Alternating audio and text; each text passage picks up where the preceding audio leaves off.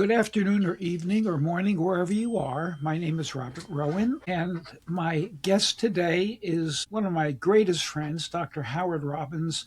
And we're here on an emergency because several of my readers on Substack asked me to do an urgent podcast on Ebola. And almost all of you know that Howard and I went to Sierra Leone in 2014.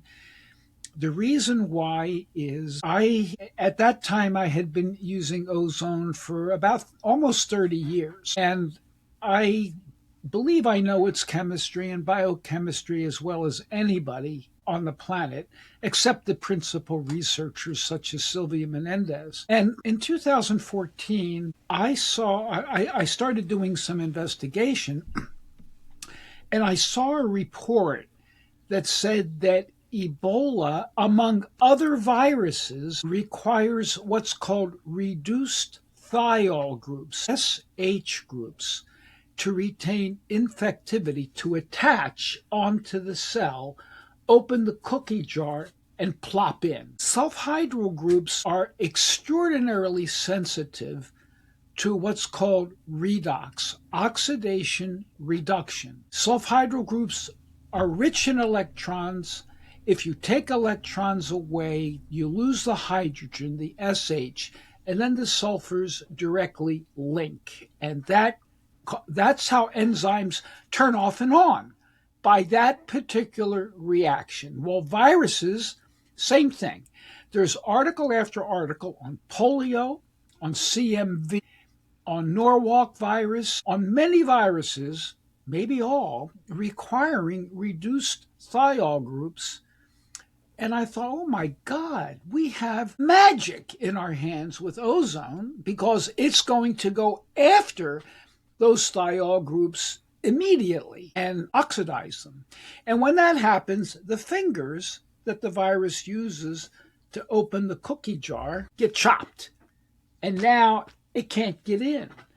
So I shanghaied Dr. Robbins to go with me, and he at first said, no, you can die, I'm not. And I said, fine, I'm going to go and I'm going to use your method. And he called me back 10 seconds later and used a 4-letter word and said, no, you're not going alone and using my method. I'm going too. So we did go together. I had to endure 14 hours on the plane to Africa of nonstop, what he calls jokes, but we're not going to do that here. But I wanted him because it involved his method, and I want him to explain the simplicity, the beauty of his method of Ozone, and why it is perfect for this. Go ahead, Dr. Robbins. Okay, so if you haven't understood what he said, because Robert is the scientist in the Rowen and Robbins show, as I like to call it, and I'm the clinician in a sense. I've been doing it at that time 24 years. This is my 36th year doing Ozone. I'm 40. And yes.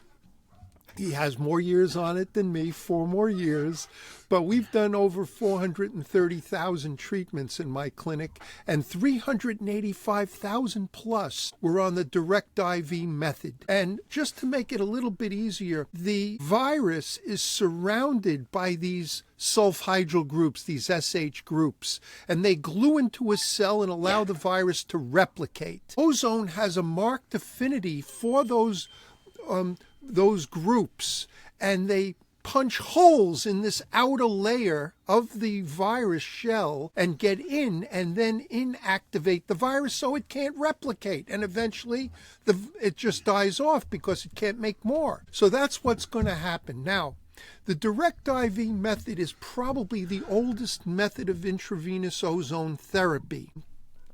It preceded virtually all the various blood methods of ozone therapy as far as we know. And what's very interesting is that when you're dealing with Ebola, which is a very highly susceptible infection, you can get it from blood, you can get it from saliva, you can get it from sweat. It transmits extremely easily. And You don't want to be using the blood methods of ozone, which basically takes blood out, ozonates it, and puts it back in. So the direct IV method is where we take oxygen and ozone gas and we directly inject it into the veins. And as I said, I've done it in our clinic over 385,000 treatments since 1995, proving not only its benefits, but its safety.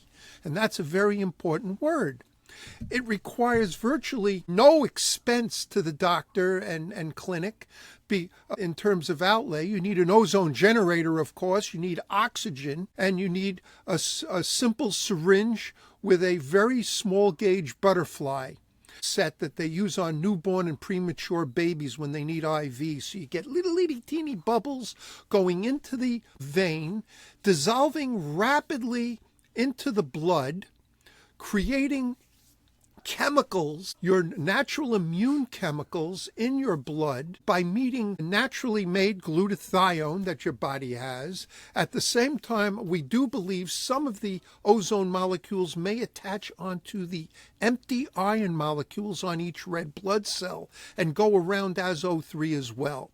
Well, in any case, one way or the other, when it reaches the virus, it punches holes in that protective layer, gets inside, and inactivates the virus. And this has been proven, as Robert said, in numerous studies that are published, 2 on polio alone and others. So it's the simplest, easiest, it's fast. It takes 2 to 6 minutes. And what's amazing is when they used it in Sierra Leone, we thought it was going to take a whole bunch of therapy to fix people.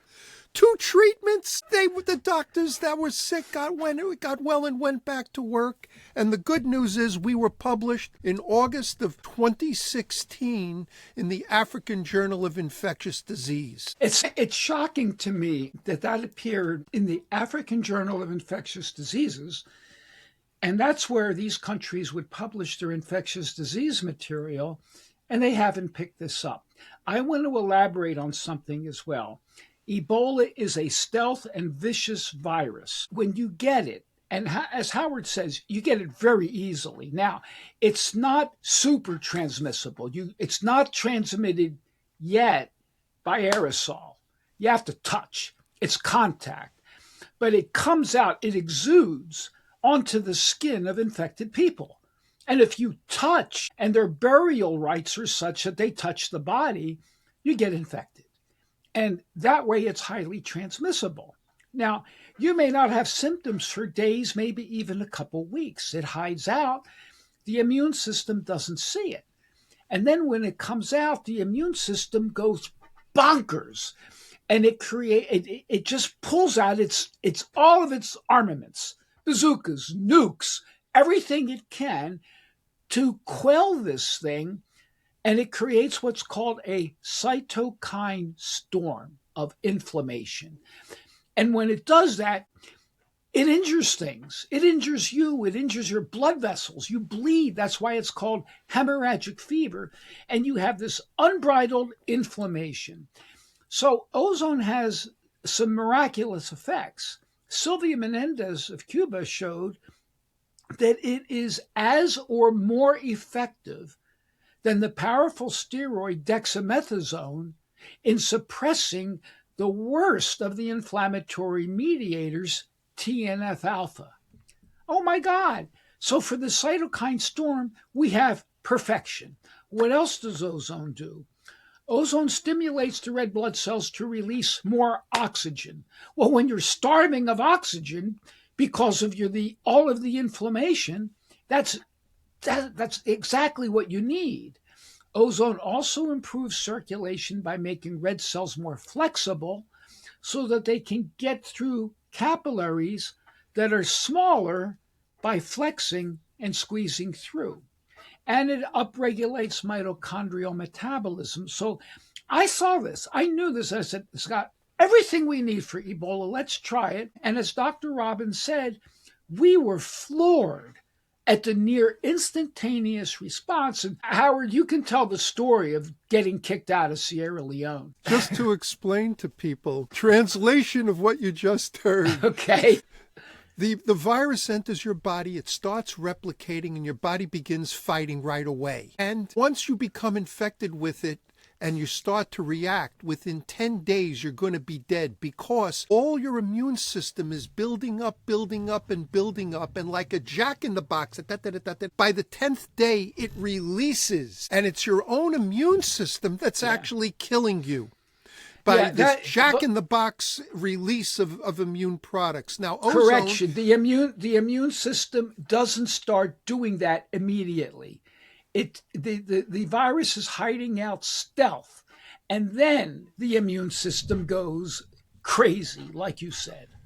And so this response that takes place is just overwhelming to your body. And ozone is an immune system modulator. It's a cytokine modulator, which basically means it doesn't allow that to happen. That's one of its other amazing benefits. So what now, Howard, I want the viewer to know this. We're talking about Africa now. I want you to tell the viewer how much it would cost in Africa to give them, say, 4 treatments a day, an infected person, 4 treatments a day with your method. How much in real U.S. dollars? Less than $1. You mean that the average African citizen, who by our standards is a pauper, could actually afford this? Yep. The syringe is 25 cents, and then you would need 3, let's say two needles a day, butterfly sets that run about 28 or 9 cents a piece. So for under $1 a day, you could treat a person, and you could treat them more than twice a day, actually. You can treat them with this therapy every 3 hours. It's possible, because it was never easily done that way, we might knock it out in 1 day. We might take a person who is sick and near death and save their life within 24 hours. Well, we don't know because of what happened when we were there. Interesting, but let me tell you, what's interesting is we didn't actually know what was going on while we were there, okay? So very quickly, we met with the president, and we went and I treated him in his home. And then I told about it on radio, which they found out you're not allowed to do after the fact. And they were upset and with this whole thing. And we were very surprised because the Minister of Health was getting in our way. When we told it to the president, he immediately took the Minister of Health out as the head of Ebola and made the Minister of Defense, a man by the name of Paulo Conte, who was a major in their army and the head of their defense ministry, the head of Ebola. And we met with him, and both the president and he said, get in there and start working. Yeah, what are you waiting for? What are you waiting for? We're high-fiving each other when we're leaving his office in the Ministry of Defense. And then that night I left because I didn't know I was going to be there that long, and I left to go home. And Robert stayed. They went to the Sierra Leone Ebola treatment center because each different countries had treatment centers. And when they got there, none of the doctors we trained were there. So they start explaining it to everybody. Everybody's excited to get it, the doctors and staff. A call comes through from one of the assistants to the Minister of Health saying, don't do anything till you hear from the minister. The minister calls, if you value your job, there will be no Ebola, there will be no ozone at the center. Well, that's what the minister called back and said. Okay.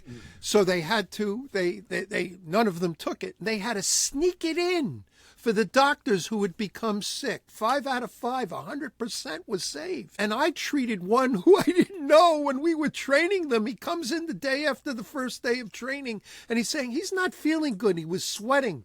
Would you mind giving him a treatment? Sure. We probably saved his life too, because that's what he probably had. Amazing. But in any case, here's what we found out. So this was stopped, and through a doctor, a friend of ours, Julian Holmes from South Africa. South Africa called up a politician in South Africa that he was friends with and found out what actually occurred. And what apparently had occurred was Big Pharma found out we were there, contacted WHO, and said, if you allow this to happen, we're cutting your funding. Yeah. This is all secondhand information. I don't have any documented evidence to prove this. Take it or leave it. But it made sense. And then WHO contacted the Minister of Health and said, if you allow this to happen, we're going to cut your funding. We met a man in the airport who told us, in Africa, all politicians are corrupt, but this is Africa, what can we do? That was his exact quote. And as we found out, the president is elected, but everybody else is appointed under him. So if he wanted to let it happen, it should have happened, but he didn't want it to happen. And now, if you're going to allow me, you can cut this out if you want later. Well, there was a man that I went on television right away and talked about it. And there was a man, people were calling into the show as a call-in show, and people were saying our loved ones were being put in mass graves rather than individual graves. Well, we didn't know what that meant and how important it was. Robert went on with another man who claimed that we were experimenting on Africans like animals. Why don't you go, he said to me, why don't you go and experiment on your own people, which I took as a racist comment. Continue, Howard. Now, we publish in August of 2016.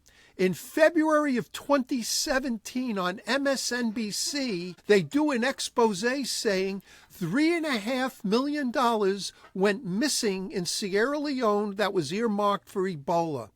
In March of 2016, the man that was calling Robert out on television and berating him was arrested for having absconded with $500,000 of the dollars. I said to him, when he said that to me, I got up. I could have blown my cork. I said, you're getting paid to bury people. I came to save lives. And I want the viewer to know that you and I went at our own expense. We paid our way. That said, we did get $20,000 to $30,000 in cash and contributions from machines and materials that were used to treat people. And those were left behind. We don't know what became of it because we got kicked out, but we paid our own way. And I want the world to know that we would go again at our own expense. Well, all the money that came in, just to make sure that nobody was going to point fingers at us, I had all the checks and contributions made out to my Rotary Club, the Central Nassau County Rotary Club here where I am. And this way it went into their foundation, and they wrote all the checks out to the suppliers for all the different supplies that we brought. One of the Ozone companies, Roger Sharon from Longevity, donated 10 machines. I brought a machine of my own that I donated, and all the other supplies we purchased. And so Robert and I wouldn't be able to touch a nickel of it. And it was all from all the doctors and people that do ozone in the country that heard about it and decided this should be supported. And we paid our own food, we paid our own airfare, and that was some trip. And I wish I had a better audience for my jokes, but he has no sense of humor. Well, Howard, I think we've summarized this pretty well. There's a new epidemic. My own intuition is that this could be even worse than what happened in Sierra Leone. It's in a part of the DRC where it's gang rule, literally gang and mobster rule. It's mineral rich. The people are paupers. It's in a remote area, and everybody's being used and abused. But now it's crossed over into Uganda. It could reach a lot of people, and I have, the viewers should know that I have reached out to both embassies. I got nothing back. I reached out to the Sergi organization, SERGE. There's an American doctor who became critically ill with Ebola.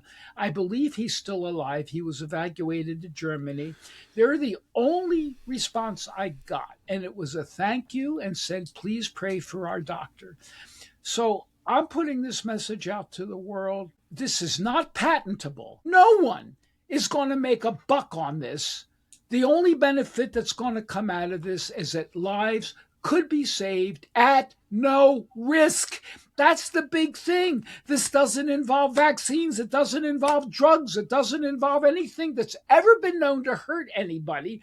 Ozone's been in use for 150 years in this country, and it's never been known to hurt somebody when it's properly employed. It's the safest treatment I've ever seen of anything. It's dirt cheap.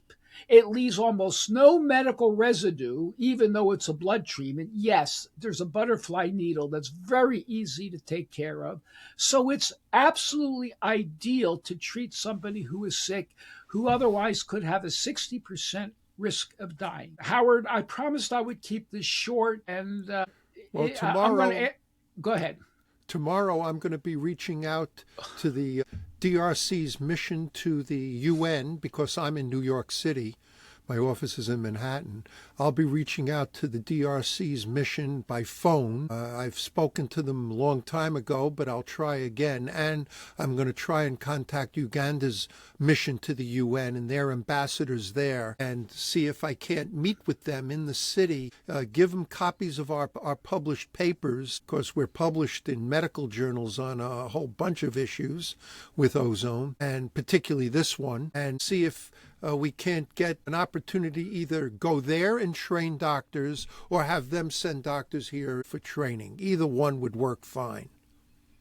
Very good. Lucas, you're a layman. Do you have any quick questions? No, I mean, we've been over this a few times, so anyone who's interested in getting into the details, I would encourage you to go look at the old episodes we've done, especially with Dr. Robbins here. But I mean, every episode pertains to ozone and its benefits. So short, sweet, and concise here. Hopefully the message can be spread and a lot of people can get some tidbits out of this. Yeah, I'm going to close by saying I know that we could get the ozone companies that we work with to donate machines. I don't have any doubt about that. I know that we could raise enough money to get several thousand treatments with butterfly needles and some syringes. It would be very easy to deploy these, even in the most remote places. They have cars, and you can get machines that generate ozone that can run off of a 12-volt car battery. To me, it's absolutely, you don't need refrigeration. You don't need a freezer like you do with ZMAP and other things. It's ideal. So I'm standing by.